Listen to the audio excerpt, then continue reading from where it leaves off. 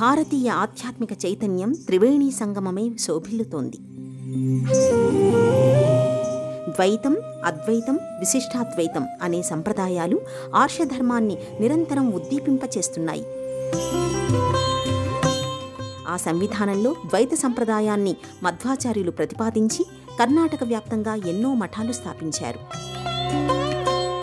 ఆయన ప్రేరణతో ఇంకెన్నో ద్వైత సంప్రదాయ మఠాలు ఆవిష్కారమయ్యాయి. ఆ పరంపరలోనిదే కర్ణాటక రాష్ట్రంలోని కోలార్కి సమీపంలో ఉన్న ముళబాగల్లోని శ్రీపాదరాజ మఠం.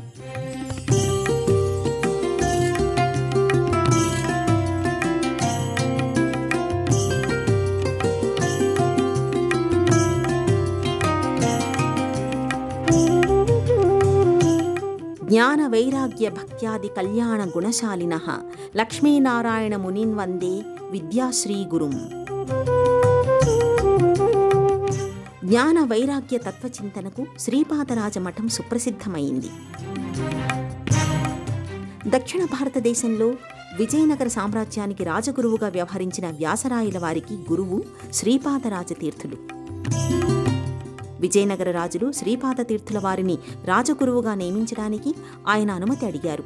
అయితే వారి ప్రతిపాదనను ఆయన తిరస్కరించి తన శిష్యుడైన వ్యాసరాయలకు ఆ పదవిని అప్పగించారు. 1471లో చంద్రగిరి రాజు చలువ నరసింహన్ బ్రహ్మహత్యా పాతక దోషం నుంచి విముక్తి కోసం శ్రీపాదరాజ తీర్థుల్ని సంప్రదించారు. శ్రీపాదరాజులు తపస్సు చేసి తన తపోశక్తితో రాజు దోషాన్ని నివారింపచేశారు. స్వామిని కనకాభిషేకంతో రాజు సత్కరించారు. శ్రీపాదరాయలుగా వ్యవహరించే శ్రీపాద తీర్థస్వామి మధ్వ సంప్రదాయాన్ని ఎంతో విస్తృతం చేశారు. కణ్వా నదీ తీరంలో ఉన్న శ్రీపాదరాజ మఠం తపో బృందావనంగా వర్ధిల్లుతోంది. శ్రీపాదరాజ తీర్థులకు సుఖప్రరాబ్ధ అనే బిరుదు ఉండేది. అంటే ఆయన సాధువైన రాజర్షిగా ఆయన జీవనశైలి ఉండేది.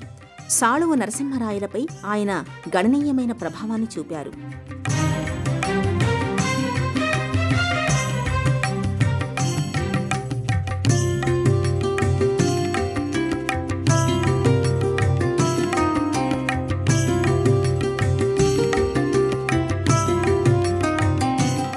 తం వందే నరసింహ తీర్థనిలయం శ్రీ వ్యాసరాజ పూజితం ధ్యాయంతం మా నృసింహచరణం శ్రీపాదరాజం గురుం పదవాక్య ప్రమతాభ్యాం లక్ష్మీనారాయణ మునిం వందే విద్యా గురున్మమ అని స్వామీజీని స్తుతిస్తారు. శ్రీపాదరాజ మఠం కర్ణాటకలోని కోలార్ జిల్లా ముళబాగల్లో నెలకొని ఉంది.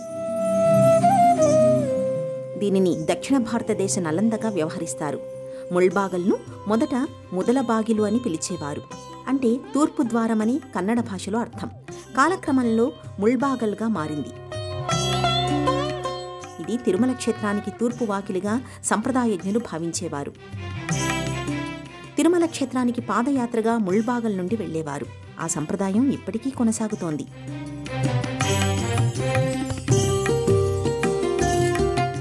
ప్రశాంతంగా మనోజ్ఞంగా వర్ధిల్లే ఈ ప్రాంతంలో ఆధ్యాత్మిక వాతావరణం వెల్లివిరుస్తుంది. ఆధ్యాత్మిక ఔత్సాహికుల్ని, భక్తుల్ని ముళబాగల్ శ్రీపాదరాజ మఠం ఆకర్షింపచేస్తుంది.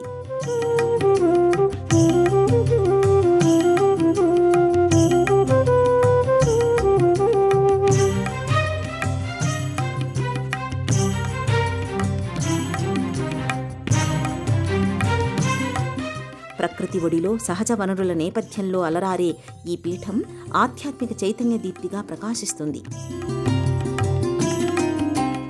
బెంగళూరు నుంచి చెన్నై వెళ్లే జాతీయ రహదారిపై ముళబాగిల్కి అత్యంత సమీపంలో శ్రీపాదరాజ మఠం నెలకొని ఉంటుంది. ఈ పట్టణానికి సమీపంలో అవని, విరూపాక్షస్వామి ఆలయం, ఆంజనేయ ఆలయం నెలకొని ఉన్నాయి. వీటన్నింటిలో శ్రీపాదరాజ మఠం ప్రాముఖ్యాన్ని సంతరించుకుంది.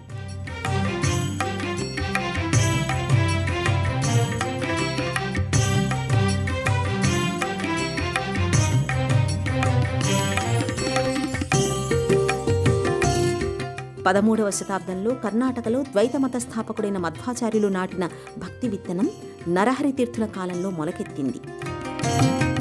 శ్రీపాదరాజ తీర్థుల కాలంలో మొక్కై, మానై, వటవృక్షంగా ఎదిగింది. కన్నడ సాహిత్య రంగంలో హరిదాస సాహితీ ప్రక్రియ విశేషమైనది. దాస సాహిత్య సంవిధానానికి ಶ್ರೀಪಾದರಾಜಪೀಠం ಕೇಂದ್ರ ಬಿಂದುವುగా ಅಲರಾರಿಂది. ಶ್ರೀಪಾದರಾಜ ಮಠ ಮುಳಬಾಗಿಲು ಕ್ಷೇತ್ರದಲ್ಲಿ ಸುಮಾರು 750 ವರ್ಷದಿಂದ ಇಲ್ಲಿ ಸ್ಥಾಪಿತವಾಗಿದೆ.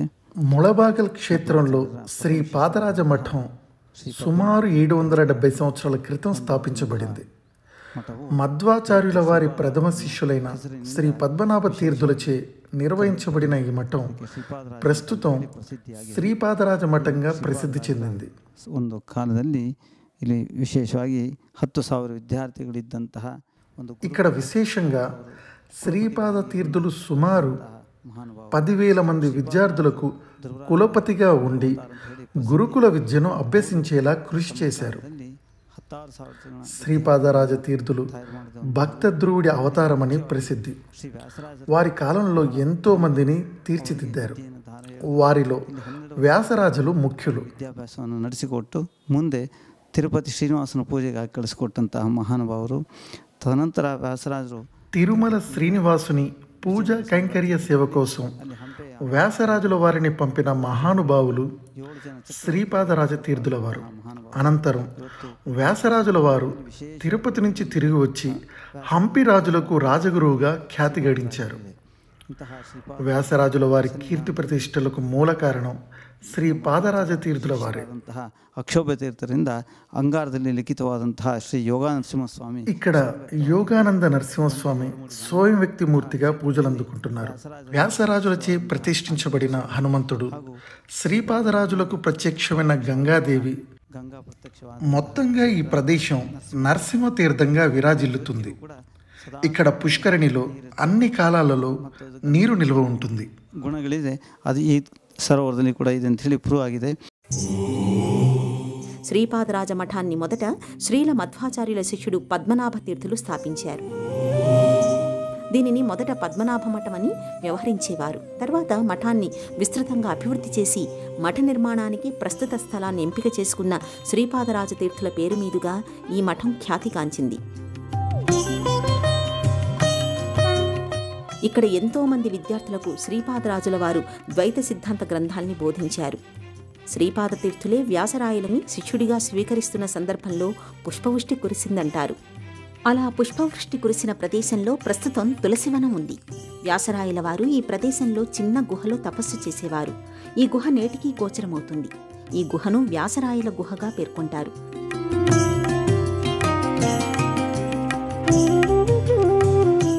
శ్రీపాదరాజ తీర్థుల వద్ద వ్యాసరాయల వారు 12 సంవత్సరాలు విద్యాభ్యాసం చేశారు. భక్త ధ్రువుడి వలె ఆయన కూడా విశేషంగా శ్రీహరి భక్తుడు. ప్రధానంగా శ్రీకృష్ణ వైభవాన్ని తన కీర్తనలో ఆయన సంస్థితి చేశారు. ప్రతి సంవత్సరం ముళబాగల్లో అలాగే దేశవ్యాప్తంగా ఉన్న రాఘవేంద్ర స్వామి మఠాల్లో శ్రీపాదుల వారి ఆరాధనోత్సవాన్ని ఘనంగా నిర్వహిస్తారు. ఈ సందర్భంగా మూలరాములు, హనుమంతుడు, శ్రీపాదరాజ విగ్రహాలకు అభిషేకాది అర్చనలు చేసి అన్నదానాన్ని నిర్వహిస్తారు.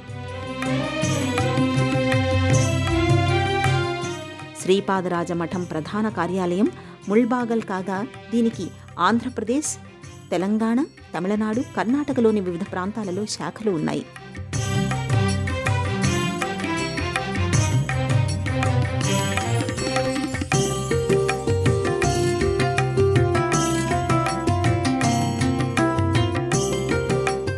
హరి సర్వోత్తమ, వాయు జీవోత్తమ అనేది మధ్వ సంప్రదాయ ఆధ్యాత్మిక నినాదం. సర్వజీవులలో ప్రాణవాయువై సంచరించే హరి సర్వోత్తముడని శ్రీపాద తీర్థులు పేర్కొన్నారు. శ్రీపాదరాయరే నమః అని భక్తులు, శిష్యులు శ్రీపాద తీర్థుల్ని కీర్తిస్తారు. శ్రీపాదరాజ బృందావనం నరసింహతీర్థానికి సమీపంలో ఉంది. ఈ నృసింహతీర్థం మహిమాన్వితమైనదని భక్తుల విశ్వాసం. వృద్ధాప్యంలో శ్రీపాదరాజ తీర్థులకు గంగానదిలో పవిత్ర స్నానం చేయాలనే సంకల్పం కలిగింది. అయితే వయసు మీద పడటం, అనారోగ్యం కారణంగా ఆయన గంగానదికి వెళ్ళలేకపోయారు. తన అసక్తతను మన్నించమని గంగను వేడుకున్నారు. అప్పుడు గంగాదేవి ప్రత్యక్షమై శ్రీపాదుల వారి కోసం తానే తరలి వస్తానని పేర్కొందంటారు. తాను ఇక్కడే తీర్థమై శాశ్వతంగా వర్ధిల్లుతున్నానని గంగాదేవి పేర్కొంది. ఆ తీర్థమే నృసింహతీర్థం. గంగా నదితో సమానమైన నృసింహతీర్థంలో ప్రతినిత్యం శ్రీపాద తీర్థులు పవిత్ర స్నానం ఆచరించేవారు. నృసింహతీర్థం గంగానది తుల్యం అని ఇక్కడ నానుడి. ఈ తీర్థం గంగానదితో సమానమని భక్తులు భావిస్తారు. గంగానదికి వెళ్లలేని భక్తులు అందుకు బదులుగా నరసింహతీర్థంలో ఇప్పటికీ పుణ్యస్నానం చేసి తరిస్తున్నారు. శ్రీపాదరాజ మఠంలోని నృసింహాలయం ఎంతో విశేషమైనది.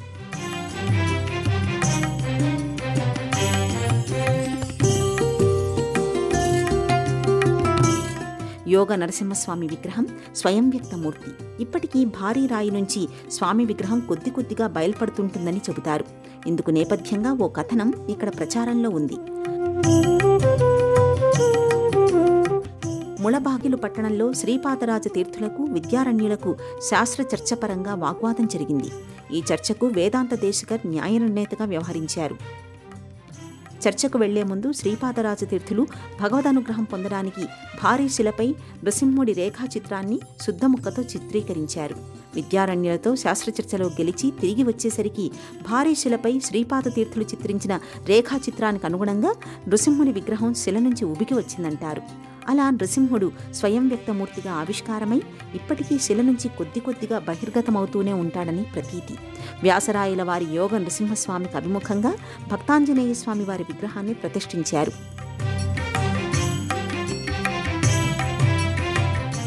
వాగ్వజ్ర అనే సంస్కృత గ్రంథంతో పాటు భ్రమరగీత, వేణుగీత, గోపిగీత, మధ్వనామ వంటి గ్రంథాలని శ్రీపాద తీర్థులు రచించారు. భూషణకే భూషణ, బారో మనేగే గోవింద, దయామది సాలహయ్య వంటి భక్తి గీతాల్ని శ్రీపాద తీర్థులు రచించారు. శ్రీపాదరాయల తీర్థులు 1404లో జన్మించారు. 1502 సంవత్సరంలో పరమపదించారు. 98 సంవత్సరాల పాటు జీవించిన శ్రీపాద తీర్థులు తన జీవన పర్యంతం ఆధ్యాత్మిక సేవలో పునీతమయ్యారు. శ్రీపాదరాజు శ్రీపద్మనాభ తీర్థ వంశానికి చెందిన స్వర్ణవర్ణ తీర్థ స్వామీజీ నుంచి ప్రత్యక్షంగా సన్యాస దీక్ష పొందారు. విభుదేంద్ర తీర్థస్వామి మార్గదర్శకత్వంలో ద్వైత వేదాంతాన్ని అభ్యసించారు.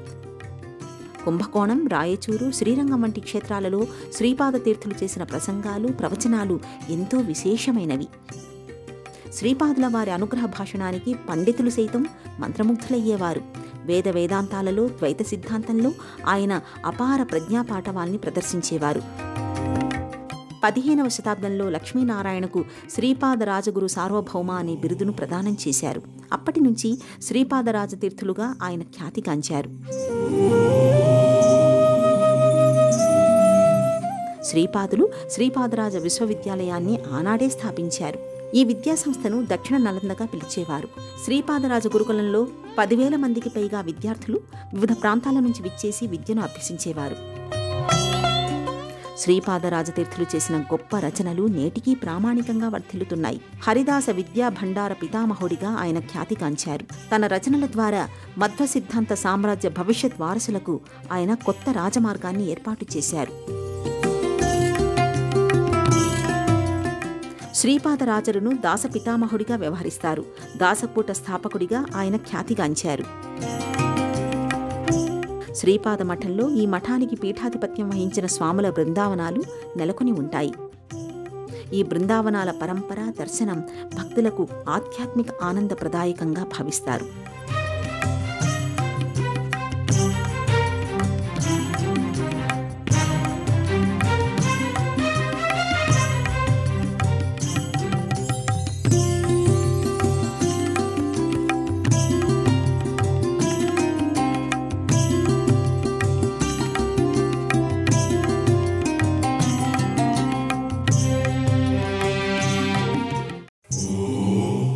శ్రీపాదరాజతీర్థుల్ని శ్రీపాదరాయ, లక్ష్మీనారాయణ తీర్థాన్ని కూడా వ్యవహరిస్తారు.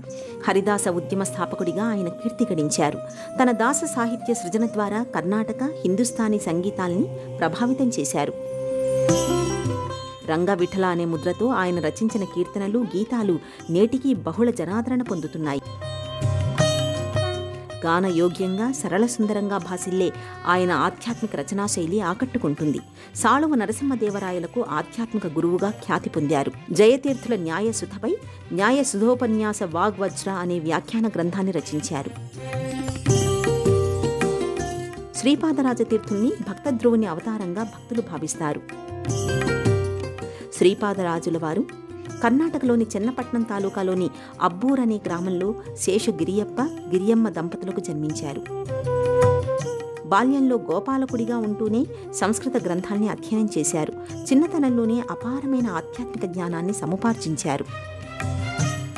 వందలాది సంస్కృత శ్లోకాల్ని అద్భుతంగా రాగయుక్తంగా ఆలపించేవారు. ఆయన ప్రథమ గురువు స్వర్ణవర్ణ తీర్థులు. స్వర్ణవర్ణుల శిష్యరికంలో మరింత ఆధ్యాత్మిక జ్ఞానాన్ని శ్రీపాదరాజు ఆకళింపు చేసుకున్నారు. లక్ష్మీనారాయణ తీర్థగా గురువు నుంచి సన్యాసాశ్రమ నామాన్ని స్వీకరించి వారి వద్దే సన్యాస దీక్షను శ్రీపాదరాజు స్వీకరించారు. గోపాలకుడిగా బాల్యంలో వ్యవహరించిన శ్రీపాదరాజకు గ్రామీణ జీవన సంస్కృతి, జానపదుల పలుకుబడులు, ఆచార వ్యవహారాలపై ఎంతో అవగాహన ఉంది. ఆ అవగాహనతోనే సులాడి సంప్రదాయంలో 13,000కు పైగా సులాడీలను రచించి స్వరపరిచారు.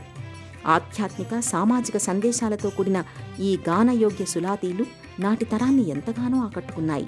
లయాత్మకత, భావాత్మకత, సంగీత సాహిత్యాల మేలు కలయికతో అలరారే ఈ పాటలు దాస సాహిత్యానికి ప్రేరణగా నిలిచాయి. పురందరదాసు, కనకదాసు వంటి వాగ్గేయకారులకు ಸ್ಫೂರ್ತಿದಾಯಕಮಯ್ಯಾಯಿ. ಶ್ರೀಮಠದಿಂದ ಹಲವಾರು ಯೋಜನೆಗಳನ್ನು ವಿಜ್ಞಾನ ತೀರ್ಥರಾಗ್ಬೋದು, ಸತ್ಯನಿಧಿ ತೀರ್ಥ ಕಾಲದಿಂದ శ్రీపాదరాజ మఠం ఎన్నో ధార్మిక, సామాజిక కార్యక్రమాలు నిర్వహిస్తున్నది. పాఠశాలలు, కళాశాలలు, పాలిటెక్నిక్, గురుకుల పాఠశాలలు నిర్వహిస్తున్నది. ಗುರುಕುಲ ಸಿಸ್ಟಮ್ನಲ್ಲಿ ಪಾಠಶಾಲೆ ನಡೆಸ್ತಾ ಇದೆ. ಸುಮಾರು ಒಂದು 50ರಿಂದ 100 ಮಕ್ಕಳನ್ನ ಇದು ಮಾಡ್ತೀವಿ. ಮುಳುಬಾಗಿಲಿಗೆ 49కి పైగా శాఖలతో తమిళనాడు, ఆంధ్ర, కర్ణాటక 3 రాష్ట్రాలలో విస్తరించి ఉన్నది శ్రీమఠం. ವಿಸ್ತರಣೆಗೊಂಡಿದ್ದು ಎಲ್ಲ ಕಡೆ ಮಠದ ಶಿಷ್ಯರು ಮಠಕ್ಕೆ ಬೇಕಾದಷ್ಟು ನಡ್ಕೊಳ್ತಿದ್ದಾರೆ. ಹೀಗಾಗಿ ಮಠದ ಅಭಿವೃದ್ಧಿಯನ್ನು ಈಗ ಹೆಚ್ಚು ఈ మఠం శిష్యులు, నిర్వాహకులందరూ కూడా ఈ కార్యక్రమాలను విస్తరించేందుకు కృషి చేస్తున్నారు.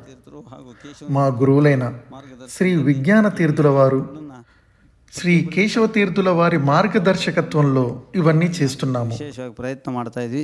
ಇದಕ್ಕೆ ಎಲ್ಲ ಭಕ್ತರ ಸಹಕಾರವೂ ಇದೆ. ಇದನ್ನು ನಾವು ಮುಂದುವರಿಸಲಿಕ್ಕೆ మీరు మీ మాధ్యమం ద్వారా శ్రీపాదరాజ మఠం గురించి అందరికీ తెలియజేస్తున్నందుకు ధన్యవాదాలు. మీకు, మీ యాజమాన్యానికి ఆ పరంధాముని అనుగ్రహం సదా ఉండాలని ఆశిస్తున్నాము. కృతజ్ఞతలు. ಅವರ ಉಪಾಸ್ಯಮೂರ್ತಿ ಗೋಪಿನಾಥ್ ದೇವರ ವಿಶೇಷ ಅನುಗ್ರಹ ನಿಮ್ಮೆಲ್ಲ ತಂಡಕ್ಕೆ ದೊರಕಲಿ ಅಂತ ಹೇಳಿ ತಿಳಿಸ್ತಾ ನಾರಾಯಣ ಸ್ಮರಣೆ ಮಾಡ್ತಾ ಇದ್ವಿ. శ్రీపాదరాజ పీఠం ఏడాది పొడవునా తెరిచే ఉంటుంది. ప్రతిరోజు ఉదయం 6 గంటల నుండి సాయంత్రం 6 గంటల వరకు మఠాన్ని దర్శించవచ్చు.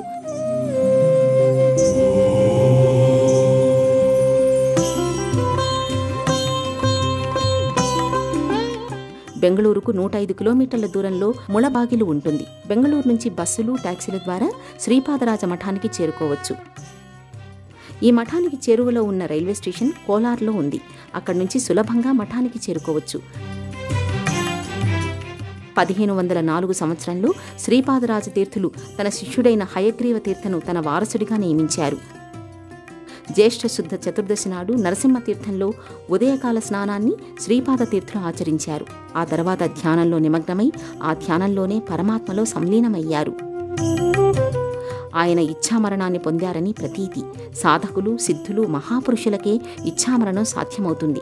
అలాంటి దివ్య భవ్య తపస్వి శ్రీపాదరాజ తీర్థులు. ప్రస్తుతం శ్రీ సుజయనిధి తీర్థస్వామి శ్రీపాదరాజ మఠానికి మఠాధిపత్యం వహిస్తున్నారు. శ్రీపాదరాజ మఠం ద్వారా విద్య, సాంస్కృతిక, సామాజిక, ఆధ్యాత్మిక కార్యక్రమాలను నిర్వహిస్తున్నారు. సుజయనిధి తీర్థుల ఆధ్వర్యంలో శ్రీపాదరాజ మఠం మరింత వైభవోపేతంగా వర్ధిల్లుతోంది.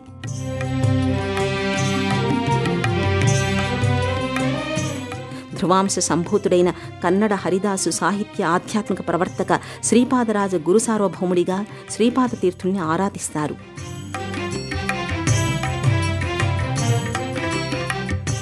అపురూపమైన ఆధ్యాత్మిక పరంపరతో ద్వైత సిద్ధాంతానికి తన రచనల ద్వారా విశేష ప్రాచుర్యాన్ని కల్పించారు శ్రీపాద తీర్థులు. భక్తి సంకీర్తనం, గ్రంథ రచనల ద్వారా సామాన్యుల జీవితాల్లోకి ఆయన ఆధ్యాత్మిక శక్తిని సమన్వయం చేశారు.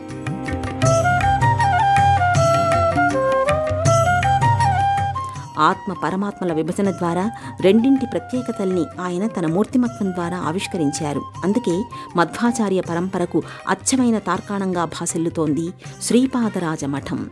ఓం శ్రీ గురుభ్యో నమః.